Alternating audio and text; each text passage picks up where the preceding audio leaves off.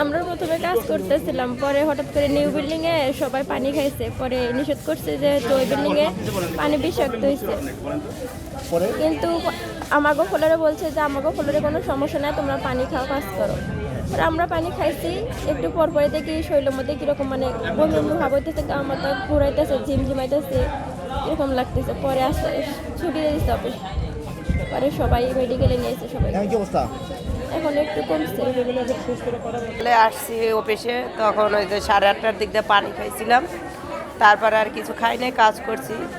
হঠাৎ করে বমি বমি ভাব হয়েছে, আর বমি আসছে, কিন্তু বমি ওইরকম হয় না, খালি বমির মতন ভাব হয়, আর হাত পাও ঝিন ধরে আসে, হাত পায়ে কোনো শক্তি নেই, এরকম খুব খারাপ লাগছে।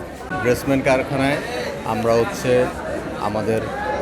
আমি নিজে যেই পানি সংগ্রহ করে আনি, আনসার সদস্যরা ছিল সাথে, এবং পানি সংগ্রহ করার পর আমরা আমাদের যে জনস্বাস্থ্য প্রকৌশলী আছে তার মাধ্যমে এটা ঢাকায় পানি প্রেরণ করি।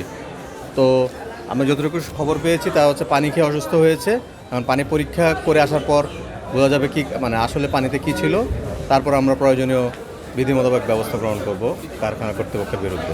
যদি প্রমাণিত পানিতে কোনো সমস্যা থাকে তাহলে আমরা কিন্তু তাদের বিরুদ্ধে আইনগত ব্যবস্থা গ্রহণ করব।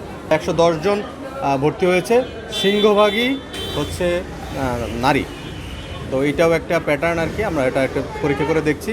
আমাদের যে স্বাস্থ্যকর্মীরা রয়েছে তাদের মাধ্যমে আমরা জানতে পারবো আসলে কী কারণে হচ্ছে, এবং কালকের রেজাল্ট হয়ে আসার পরে পানির পরীক্ষার পরেই আমরা বলতে পারবো আসলে কী কারণে অসুস্থ হয়েছে।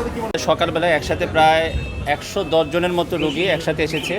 তাদের কাছে যে শুনেছি, এটা খাবার পানি খাওয়ার পর থেকে তারা পেটে ব্যথা এবং শ্বাসকষ্ট অনুভব করেছে, এবং আসার পরে আমরা আমাদের হাসপাতালে সব রোগীকে প্রাথমিক চিকিৎসা দিয়েছি, এবং সমস্ত ওষুধ হাসপাতাল থেকে আমরা সাপ্লাই দিয়েছি।